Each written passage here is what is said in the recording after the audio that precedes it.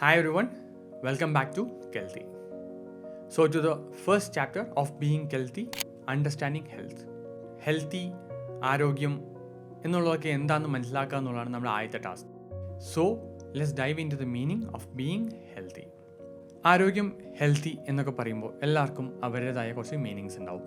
ഞങ്ങൾ കുറച്ച് വീഡിയോ ചെയ്തിട്ടുണ്ടായിരുന്നു. You can view our channel and see those videos. നമ്മൾ കുറച്ച് ആൾക്കാരോട് ഹെൽത്തി ആണ് എന്ന് ഉള്ളതിന് നിങ്ങൾക്ക് എന്താണ് തോന്നുന്നത് എന്നുള്ള കാര്യങ്ങൾ നമ്മൾ ചോദിച്ചിട്ടുണ്ടായിരുന്നു. അതിൻ്റെ വീഡിയോസ് നിങ്ങൾക്ക് കാണാൻ പറ്റും. They have their on meanings. ചിലർക്ക് അത് ഒരു നല്ല good fit body, staying fit, ഈ പറഞ്ഞ ചിലർക്ക് അത് കോൺഫിഡൻസ്, ചിലർക്കത് ഈ പറഞ്ഞ പോലെ കാം, ലോ സ്ട്രെസ് മൈൻഡ്, അങ്ങനെയുള്ള കാര്യങ്ങളാണ്. So every one have their own meaning. And healthy we believe true health is in the harmony between physical, social, economical, mental and emotional well-being of a person. എല്ലാത്തിൻ്റെയും ഒരു മിക്സാണ് ശരിക്കും true health എന്ന് പറയുന്നത്. ഇതിൽ തന്നെ what I have understood from my journey of being healthy ആണ് ഞാനിവിടെ പറയാൻ ഉദ്ദേശിക്കുന്നത് അണ്ടർസ്റ്റാൻഡിങ് ഹെൽത്ത്. അതിൽ കുറച്ച് പോയിൻറ്റ്സ് ഉണ്ട്. I do have 5 points about my understanding of being healthy. So starting with the first point. Healthy or being healthy is not a goal. It's a way of living. Healthy എന്ന് ഉദ്ദേശിക്കുന്നത് ഒരു ലക്ഷ്യമോ അല്ലെങ്കിൽ നമ്മൾ എത്തിപ്പെടേണ്ട ഒരു സ്ഥലമോ ഒന്നുമല്ല. It's a way of living. നമ്മൾ ജീവിക്കേണ്ട ഒരു രീതിയാണ് ഹെൽത്തി ആയിട്ട് ജീവിക്കുക എന്ന് പറയുന്നത്. That's why we always say healthy life style എന്നൊക്കെ പറയുന്നത്. നമ്മളതിനൊരു ഗോളായിട്ട് കാണുമ്പോൾ we like for example weight loss, weight gain, muscle gain എന്നൊക്കെ പറഞ്ഞ് നമ്മൾ കാണും. But in a way of life all these things happens. അത് വേ ഓഫ് ലൈഫ് ആവാതിരിക്കുമ്പോഴാണ് we try to make it as a goal to reach there. So to the next point of understanding health. Health is not a theory or a fact sheet. It's a practical thing. നമ്മുടെ വിചാരത്തിൽ നമ്മൾ കേട്ട പല കാര്യങ്ങളും ഹെൽത്തിനെ പറ്റിയുള്ളത് ഒരു theory പോലെയും fact പോലെയും നമ്മൾ കേട്ടിട്ടുണ്ടാവും. ഫോർ എക്സാമ്പിൾ വെള്ളം കുടിക്കണം എന്നുള്ളതൊരു ഫാക്റ്റ് തന്നെയാണ്. ദെൻ നിങ്ങൾ കേട്ടിട്ടുണ്ടാവും 2 ലിറ്റർ വെള്ളം കുടിക്കണം, 4 ലിറ്റർ വെള്ളം കുടിക്കണം, 6 ലിറ്റർ വെള്ളം കുടിക്കണം. അവിടെയാണ് നമ്മൾ കൺഫ്യൂസ് ആവുന്നത്. There lies the importance of being practical. നമ്മുടെ ശരീരം എന്താണ് ആവശ്യപ്പെടുന്നത് അതാണ് നമ്മൾ കൊടുക്കേണ്ടത്. അത് കൂടുതൽ കൊടുത്താലും പ്രശ്നമാവും, കുറവ് കൊടുത്താലും പ്രശ്നമാവും. വെള്ളം 2 ലിറ്റർ ബെയർ മിനിമം എങ്കിലും നമുക്ക് അച്ചീവബിൾ ആണ്. അതിന് മുകളിലേക്കുള്ളത് ശരീരം ആവശ്യപ്പെട്ടാൽ കൊടുത്താൽ മതി. ശരീരം ആവശ്യപ്പെടുന്നത് you will have dehydration kind of symptoms. ചുണ്ടുണങ്ങിയിരിക്കുക അല്ലെങ്കിൽ പറഞ്ഞ പോലെ ദാഹിക്കുക എന്നുള്ളതൊക്കെ അല്ല അതിൻ്റേതായ ലക്ഷണങ്ങളാണ്. വെള്ളം കുടിക്കുക അല്ലെങ്കിൽ കുടിക്കണം എന്ന് ശരീരം നമ്മളോട് പറയുന്ന കാര്യങ്ങളാണ്. അതനുസരിച്ച് മേക്കപ്പ് ചെയ്താൽ മതി. പിന്നെയും തിയറീസ് നിങ്ങൾ കേട്ടിട്ടുണ്ടാവും. ചുരുക്കത്തിൽ പറഞ്ഞാൽ രാവിലെ വെള്ളം കുടിക്കുന്നത് നല്ലതാണെന്ന് നിങ്ങൾ കേട്ടിട്ടുണ്ട്.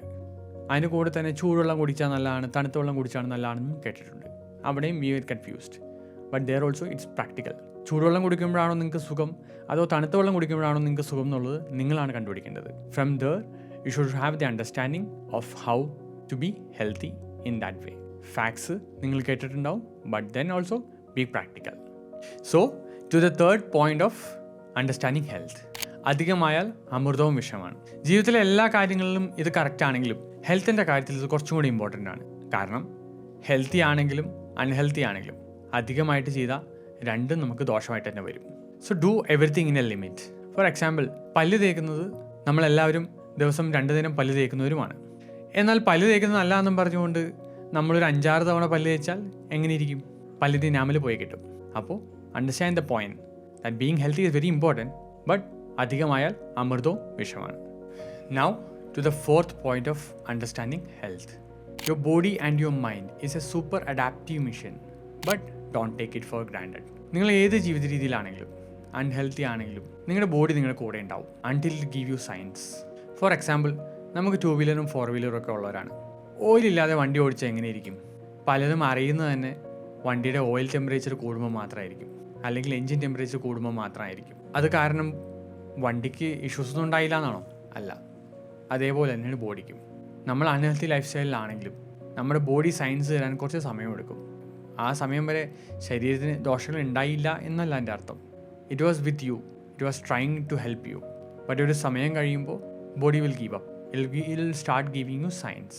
സോ നമ്മൾ 30 ആകുമ്പോൾ ശരിയാക്കാം, 40 ആകുമ്പോൾ ശരിയാക്കാം എന്ന് ചിന്തിച്ചുകൊണ്ട് ജീവിക്കുകയാണെങ്കിൽ I would say it's better to start early. എത്രയും നേരത്തെ തുടങ്ങാൻ പറ്റുമോ അത്രയും നല്ലതാണ് ഹെൽത്തി ആയിട്ട് ജീവിക്കുന്നത്. Because once it starts giving signs, പിന്നെ വണ്ടിയിൽ നമുക്ക് പ്രശ്നങ്ങൾ വരുന്നത് പോലെ തന്നെ ശരീരത്തിലും പ്രശ്നങ്ങൾ വരാൻ സ്റ്റാർട്ട് ചെയ്യും.